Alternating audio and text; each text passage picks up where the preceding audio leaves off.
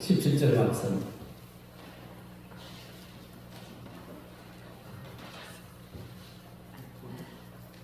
고린도서 5장 17절 291면입니다.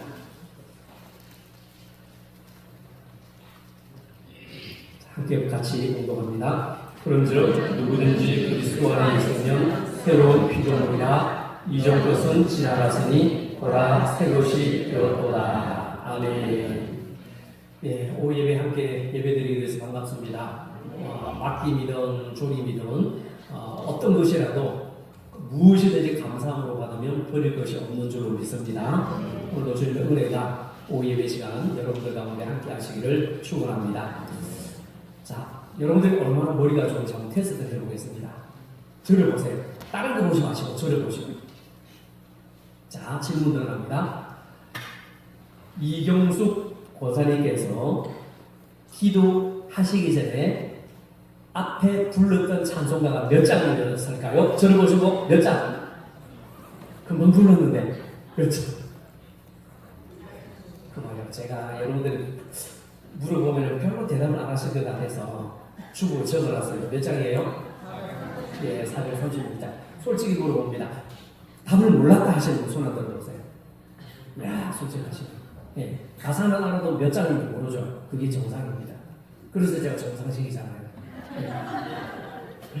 자, 여러분, 우리가 부르는 이 찬송가 436장은 우리가 참 좋아하는 찬송이죠. 찬송가 이호은 목사님이 이 작사를 하셨어요.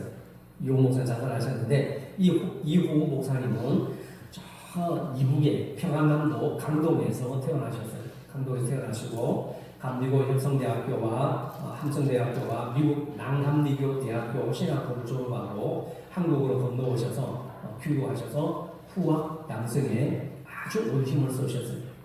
그런 중에 이호은 목사님이 우리 한국의 모건대학교를 만들어서 그 학교의 신학부장을 하셨습니다.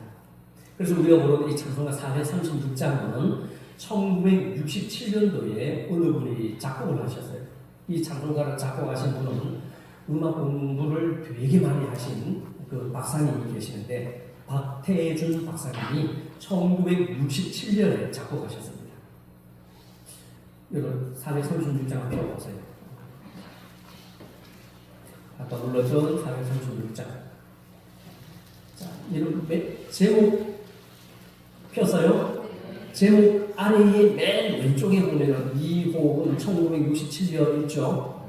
예, 이분이 작사자고 장수 436장 밑에 맨 그 세 번째 줄 박태준 1967 이쪽이죠? 그분이 작곡가예요. 예, 그러면은 박태준 1967 위에 436 아래 주 함께 살리라 6666D REF 이게 있죠? 이게 무슨 말일까요? 이 찬송가나 성경은 쓸데없이 이렇게 기록해 두지 않았어요. 다 이유가 있어요. 자, 주 함께 살리라는 436장의 곡 이름입니다. 곡 이름. 이 찬송가의 제목은 나 이제 주님의 새 생명 얻은 놈이고 이 436장의 곡 이름이 곡명이 주 함께 살리라고 6666D는 뭐냐면은 이 한 큰 소절 가운데 6자가 D, 더블 이렇게 반복이 된다. 그래서 보세요. 나 이제 주님의 소절이죠. 6자죠. 그 다음에 새 생명 얻은 몸 6자죠. 6 이게 계속 반복되는 다. 그래서 666D고 REF는 뭐냐면은 후렴이 있는 찬송이다. 이런 뜻이에요. 후렴이 있는 찬송이다. 아시겠죠? 예, 그렇게 이 찬송가는 이것만 기본으로 알면 되고 이제 찬송가가 바뀌면서 한 개가 없어진 게 있어요. 찬송가에 다른 건 있는데 찬송가 페이지마다 없어진 게 있는데 뭐냐면 우리 반주사님들은 다 아실 거예요. 그 음표 해가지고 숫자가 기록된 메트로놈 표시가 있었는데 그게 새 찬송가부터 없어졌어요. 그래서 뭐가 들어섰느냐면은 보통으로 빠르고 조금 빠르게 매우 빠르게 이렇게만 표시되어 있지 메트로 박자수가 없어졌어요. 그래서 이 찬송 부르기가 어떻게 하면 좀 쉽지 않다. 그런 것만 염두에 두시고 다음에 찬송가를 배우는 시간 부분을 통해서 여기 자세하게 또 이렇게 나누도록 하고요. 자, 이걸 얘기하려고 하는 것이 아니라 이 박태준 목사님이 이 미국 웨스트민스터 대학교를 졸업하고 숭실전문대와 연세대학 교수를 지내셨고 연세대학교 음악학장을 지내셨어요. 그리고 교회 음악협의회 회장도 역임하시면서 음악적으로 굉장히 많은 활동을 하셨어요. 그래서 이 찬송도 박태준 박사님이 이 음악가가 지었는데, 자, 여러분 찬송가 가사를 한번 보세요. 가사를 보면은 1절, 2절, 3절, 4절이 되어 있죠. 보통 나 이제 주님으로부터 새 생명 얻음으로 옛것은 지나고 새 사람이 되었습니다. 2절에는 주 안에 감추인 새 생명 얻었으니 이전에 줬던 것들도 이제는 값없이 여겨지게 되었습니다. 3절에 보면은 주님을 구주로 모시고 사는 자는 죄인도 원수도 어떻게 변했습니까? 친구로 변합니다. 그리고 4절에 뭐라고 해요?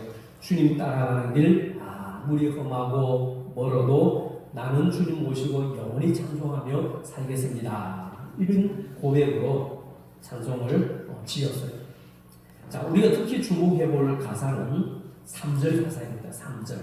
3절에 보면은 주님을 모시고 사는 자는 죄인도 원수도 친구로 변한다. 네, 친구로 변한다.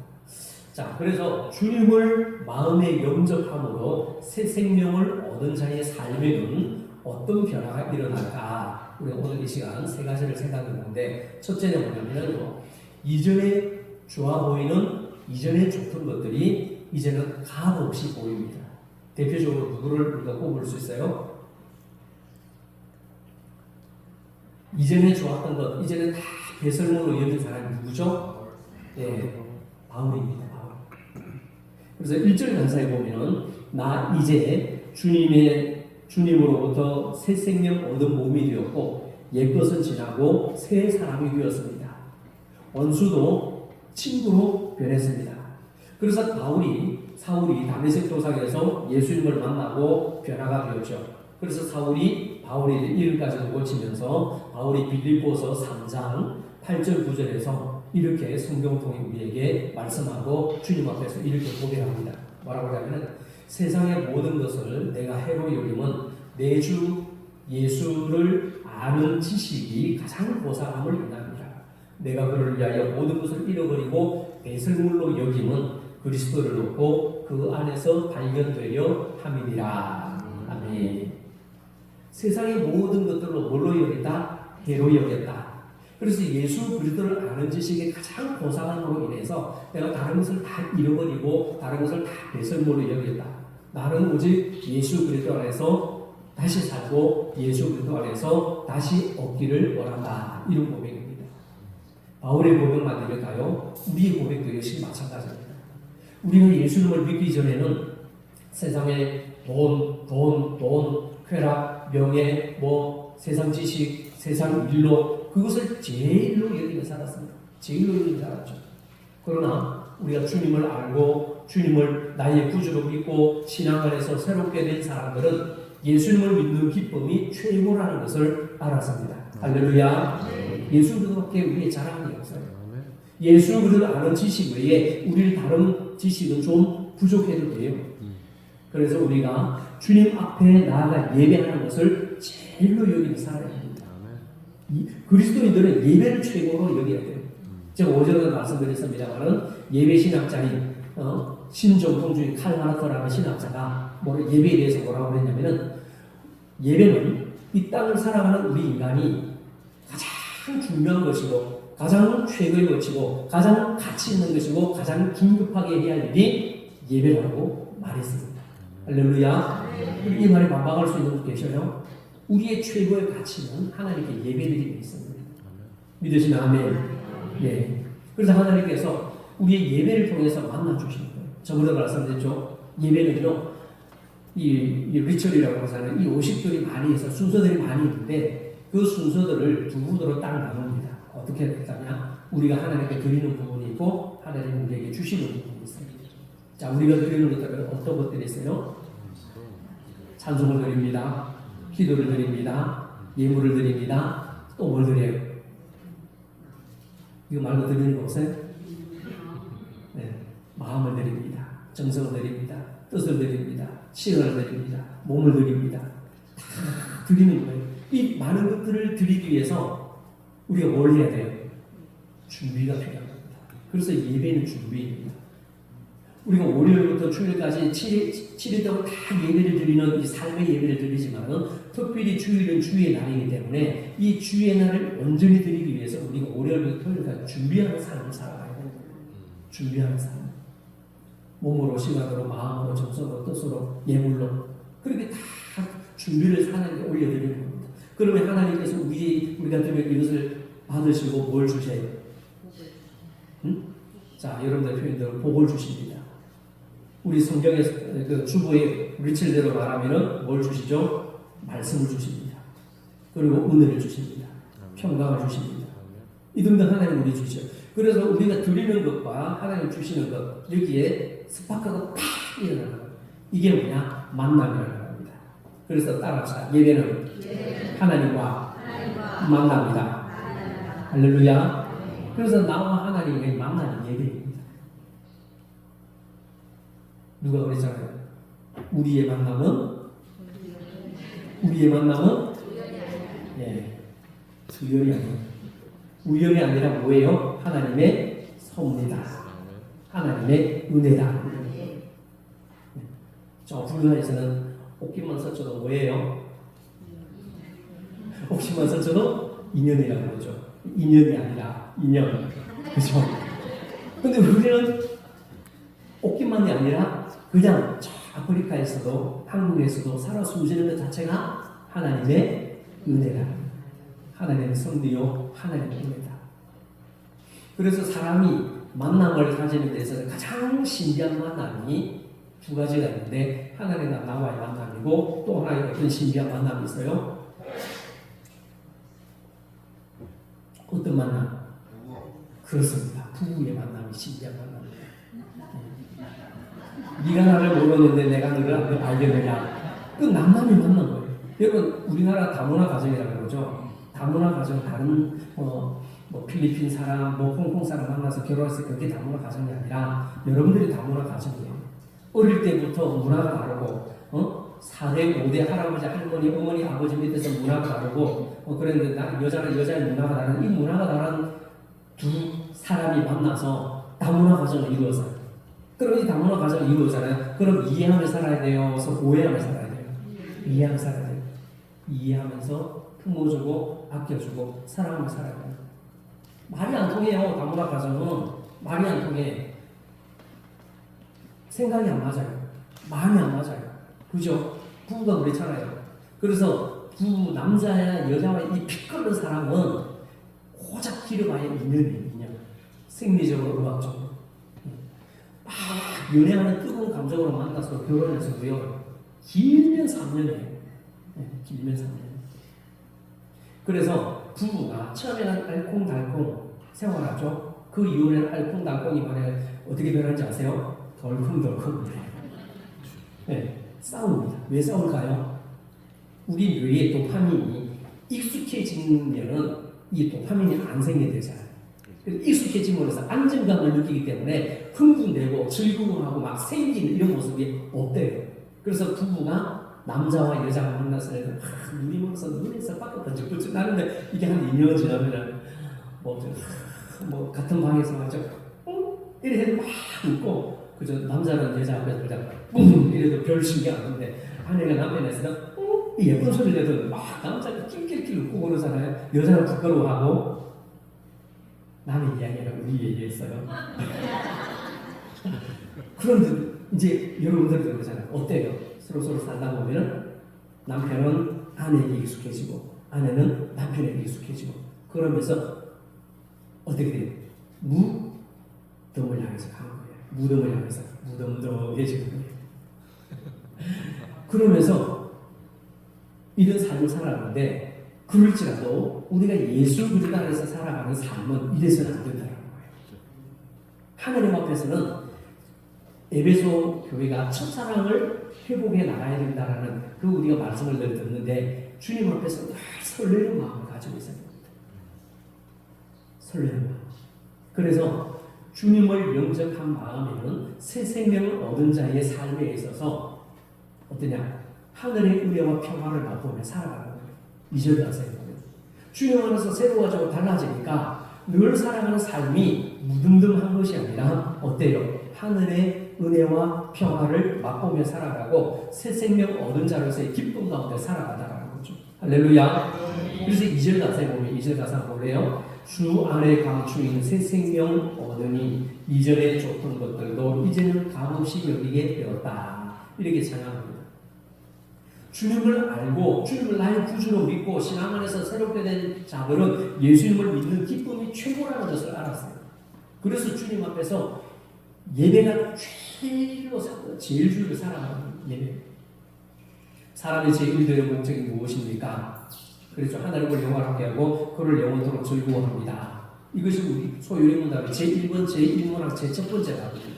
사람의 제일되는 목적이, 첫 번째 되는 목적이 하나님을 영화롭게 하는 거예요. 하나님을 영화롭게 하는 것이 가장 우선순위가 뭐다? 예배라는 거예요. 예배. 제가 오전에 그랬죠. 예배를 우습게 여기고 예배를 가볍게 여기는 것은 하나님을 그렇게 생각하는 것과 똑같은 거예요.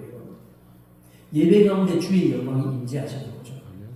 예배를 귀하게 여기고 예배를 소중히 여기는 사람은 하나님을 절대로 가볍게 생각하지 않습니다. 하나님을 가장 소중히 여기고 귀하게 여깁니다. 그래서 사무엘서에 보면은 나를 존중히 여기는 자라 내가 너를 존중히 여기고 나를 경히 여기는 사람은 나도 그렇게 여길 것이다. 그렇게 말씀합니다.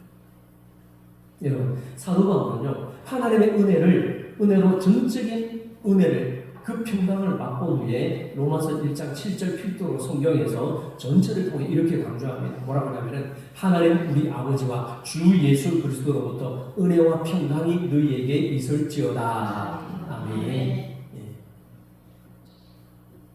그래서 사도 바울은 펜을 들고 편지를 쓸 때마다 이 사실을 꼭 서두에 빠뜨리지 않았습니다. 주 예수 그리스도로부터 은혜와 평강이 너희에게 있을지어다. 이것은 사도 바울이 그냥 쓸 말이 없어서 그런 것이 아니라 자기가 정말로 주님을 나의 구주로 만난 체험이 있거든요. 그래서 바울이 예수님을 믿고 새롭게 거듭난 후에 은혜와 평강을 누리며 살고 있다 보니까 이 은혜와 평강이 성도들 그리스도인들에게 있기를 원한다. 그런 마음으로 함께 나누기를 원하는 마음으로 쓰고 있다는 거죠.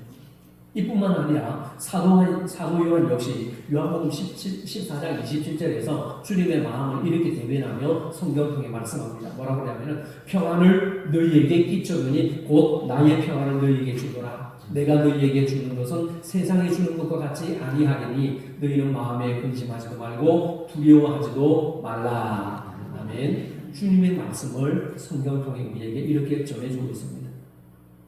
우리가 주님을 믿고 그리스도 안에서 새롭게 거듭난 자들은 세상이 알 수도 없고 세상이 줄 수도 없는 참된 은혜와 평강을 누리며 살아가게 되는 줄로 믿습니다. 자, 세 번째는요. 주님을 마음에 영접함으로 새 생명을 얻은 자의 삶에 일어나는 변화는 어떤 변화냐? 찬송과 기도로 주님과 함께 살아가게 됩니다. 3절 가서 한번 같이 읽어봅시다. 산천도 초목도 새것이 되었고 죄인도 원수도 친구로 변한다. 그 다음에 새 생명 얻은 자 영생을 누리니 주님을 모시면 새 삶을 이루다. 아멘. 주님을 예수 그리스도로 구주로 모시고 사는 사람은 죄인도 어떻게? 친구로, 원수도 친구로 변합니다. 그래서 여러분들 살아가면서 원수를 만나더라도 결코 두려움을 미워할 필요가 없어요. 그는 원수는 외라운 날에서 만나는 것이 아니라 그 원수는 이미 주님 안에서 어떻게 됐다? 친구로 변했다. 친구로 변했다. 주님은 가룟유다도 십자가 옆에 있는 한 강도도 내가 오늘 나와 함께 나고를 이루리라 용서하시고 받아주셨어요. 그리스도 안에 있으면 누구든지 새로운 피조물이라 생각도 새로워지고 가치관도 새로워지고 마음의 자세와 태도도 새로워졌는데 주님이 이미 우리를 새롭게 하셨는데 아직도 고집센 우리들은 새롭게 되지 못해가지고 저놈의 자식 두고 오자 그러는 거예요. 내 눈에 흙 들어가기 전에는 내가 너를 용서하라. 그러면 될까요? 안 될까요? 네. 안 되죠. 그죠? 주님이 나를 용서해 주셨는데 우리가 다른 사람을 용서 못할 이유가 뭐가 있어요? 여러분 예수 그리스도의 본질 외에는 다른 것에 사소한 것은 목숨 걸지 마세요. 목숨은 몇 개? 생명은 몇 개? 네, 두 개인 사람 대답 안 해도 돼요. 우리의 생명은 몇 개? 목숨은 몇 개? 하나예요. 예수 그리스도의 본질적인 말고 다른 사소한 것은 절대 목숨 걸지 마세요. 천국에 가면 주님이 다 셈하십니다. 다 셈하십니다. 그래서 주님을 구주로 모시고 사는 사람은 죄인도 원수도 어떻게 변한다? 친구로 변한다. 그래서 사도 바울이요 사도행전 16장 25절 26절에 보면은 바울과 신라가 마게도냐에서 복음을 막 증거하면서 빌립보에서 귀신 들린 소녀를 여종을 고쳐주었습니다. 그런데 그만 그 일로 말미암아 고소를 당하고 많은 매를 맞고 감옥에 갇히는 신세가 되었습니다. 그런데 25절에 보면 밤중쯤 되어 바울과 신라가 기도하고 하나님을 찬미하며 죄수들이 듣더라 말씀하고 있습니다. 그 한밤중에 감옥에서 바울과 신라가 뭐 했다고 해요? 찬송했다. 찬송했다. 기도했다. 찬송하고 기도했다. 여러분 그 밤중쯤 되어 바울과 신라가 기도하고 하나님을 찬미하며 죄수들이 됐더라 그래서 낮에 했어요? 밤에 했어요? 이 중요합니다. 낮에 했어요? 밤에 했어요? 밤에 했죠. 그러면 여기서 밤이라는 말은 시각적으로 해가 지고 캄캄한 어둠을 말하는 것뿐만 아니라 여기서 말하는 밤은 바로 바울과 신라의 마음속에 젖어있는 절망과 슬픔과 아픔이 꽉 들어차 있다라는 그것을 의미합니다. 유다가 예수님께서 그랬죠. 항아리에 손을 넣고 손을 넣는 사람이 나를 팔자라니 주님이 미리 말씀하셨잖아요. 그리고 나서 유다가 어떻게 했어요? 밖으로 뛰쳐나갔잖아요. 그때 성경에 딱 한 단어가 기록하고 있어요. 그때는 밤이르라. 그 단 조건이 있어요. 그때는 밤이르라. 그 밤은 캄캄한 이 시각적인 어두운 밤도 포함하지만은 그 가룟 유다의 마음속에 이미 사탄으로 인해서 영이 어두워졌다. 이걸 성경이 의미하고 있는 거예요. 바울과 신라가 밤중에 찬송과 기도했다라는 것도 마찬가지입니다. 그들의 마음속에 때로 주님을 위해서 전도하고 복음 전하고 예수 믿기를 전하는데 옥에 갇히고 매를 맞고 그런데 거기서 시각적인 이 물리적인 밤도 되지만은 그들의 마음속에 슬픔과 아픔과 매맞음의 그런 어려움들을 포함하고 있는 의미에 다르다는 겁니다. 여러분 사람이 항상 밤만 있을까요? 낮만 있을까요? 밤도 있고 낮도 있잖아요. 그런데 조심해야 될 것은 바로 이때 밤을 조심해야 됩니다. 밤. 바로 이때야말로 사탄이 너희 하나님이 어디 있느냐 그러면서 비웃고 조롱할 수 있는 기회가 바로 이럴 때입니다. 웬만한 사람 같으면 옥에 갇히고 매를 맞고 조롱을 당하고 그러면요 마귀의 창소에 넘어가서 하나님을 원망했을지도 모릅니다. 욥의 아내가 그랬잖아요. 그러나 바울과 신라는 하나님을 원망하기보다는 오히려 한밤중에 일어나 하나님께 감사하며 찬미하며 기도를 드립니다. 그랬더니 놀랍게도 하나님의 기적이 나타났습니다. 할렐루야. 이 기적이잖아요. 어떤 기적이 일어났습니까? 옥토가 흔들리며 지진이 일어났습니다. 굳게 잠겨있던 그 옥문이 열렸습니다. 그래서 바울과 신라뿐만 아니라 다른 죄수들도 묶인 것이 모두 풀어지고 자유롭게 되는 놀라운 기적이 일어났습니다. 이렇듯 신앙 안에서 믿음으로 새롭게 된 사람은 어떤 형편과 어떤 처지와 어떤 환경과 어떤 어려운 상황 속에서도 모든 것을 합력하여 성을 이루시는 하나님을 믿고 찬송하고 기도하고 믿음으로 살아가는 자들인 줄로 믿습니다. 바로 이런 분들이 우리 천국의 성도님들 되시기를 축원합니다. 날마다 주님을 섬기며 산다는 것은 철저하게 하나님의 말씀에 순종하며 사는 것을 말합니다.